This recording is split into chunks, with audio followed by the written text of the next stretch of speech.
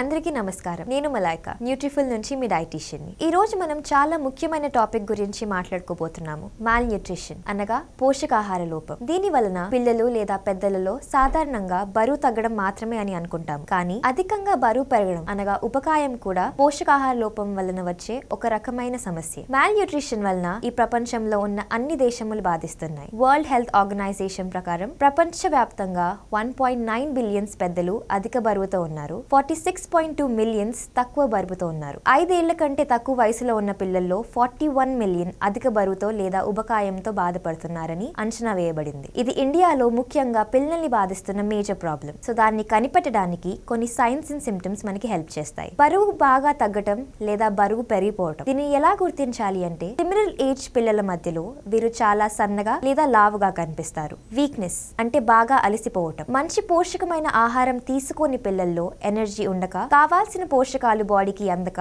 Nutrient deficiencies వలన పిల్లలు బాగా నీరసంగా ఉంటారు. పోర్ గ్రోత్ అంటే సరిగ్గా పెరగకపోవటం. సిమిలర్ ఏజ్ పిల్లల మధ్యలో ఈక్వల్ హైట్ అండ్ వెయిట్ ఉండకపోవటం. మాల్ న్యూట్రిషన్ 2 రకాలు ఉంటాయి. ఒకటి బోన్స్ కనిపించేలా పిల్లల్ని సన్నగా చేసేది, ఇంకోటి ఓన్లీ ఛాతి కింద భాగంలో ఉబ్బేలా చేస్తుంది. ఇవి దీని 2 లక్షణాలు. ఇలాంటి పిల్లలకి ఇమ్యూనిటీ అనేది బాగా తగ్గిపోవటం వలన ఈజీగా ఇన్ఫెక్షన్స్ వస్తాయి. అందులో ఫీవర్, కోల్డ్, ఫ్లూ ఉండటం అనేది చాలా కామన్. దెబ్బలు ఏదైనా తగ్గినా కూడా త్వరగా హీల్ అవ్వదు. ఆహారంలో విటమిన్స్ అండ్ మినరల్స్ సరిగా తీసుకోపోవడం వలన స్కిన్ డ్రైగా అయిపోవటం, తెల్లగా పగిలినట్టు కనిపిస్తుంది. అలాగే హెయిర్ వీక్ గా అవుతుంది. నెయిల్స్ కూడా సరిగ్గా పెరగవు, స్పూన్ షేప్ లో ఉంటాయి లేదా త్వరగా విరిగిపోవడం లాంటివి చూస్తాము. అలాగే ఈ పిల్లల్లో అరుగుదల తగ్గిపోయి డయేరియా, కాన్స్టిపేషన్ ఇంకా స్టమక్ బ్లోటింగ్ కూడా ఉంటుంది. మాల్ న్యూట్రిషన్ వలన పిల్లల బ్రెయిన్ డెవలప్మెంట్ కూడా దెబ్బతింటుంది. సో కాగ్నిటివ్ డెవలప్మెంట్ సరిగ్గా జరగక కాన్సన్ట్రేషన్ ఉండదు. అలాగే మూడ్ స్వింగ్స్ ఎక్కువగా ఉంటాయి. మీ పిల్లలు ఎవరైనా చెప్పిన సిమ్టమ్స్ తో బాధపడుతుంటే మంచి న్యూట్రిషన్ అనేది అందించండి. హెల్దీ